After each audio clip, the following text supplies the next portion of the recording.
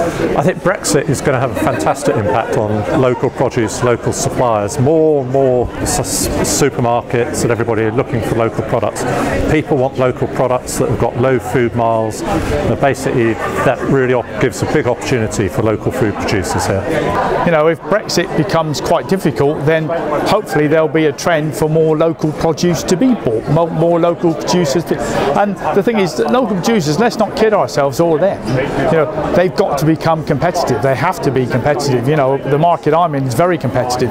You know, but we still won listings for them. But once they realise that, you know, it's not, you know, premium is not necessary on price all the time. They've got to understand that. And I think if they understand the commercials of it, every business has got to make a profit. So I think local's key. I think if produce is produced locally, Brexit will have very little impact, except for those suppliers who perhaps might export it to the European Union. There are some producers here who import from Madagascar and from non-EU countries, so that will make very little difference. But in a sense, in terms of the impact it has on the value of the pound, it may make their products more attractive to overseas buyers. Well, as we know, we need our crystal balls at the moment to say for sure, but I've just been doing a talk about what Brexit might mean for us.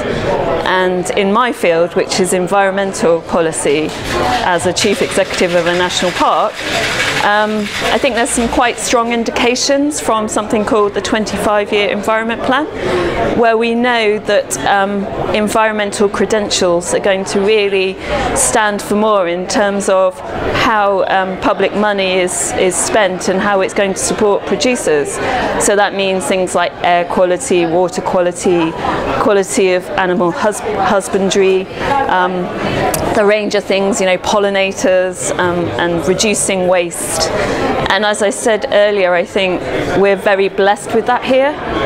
We already know from today's show that we have producers that really work with that ethos. And so post-Brexit, we don't know the full detail, but we know that our environmental policy is looking at land managers and producers really working in step with the grain of nature, taking forward what's now known as natural capital benefits as part of their work.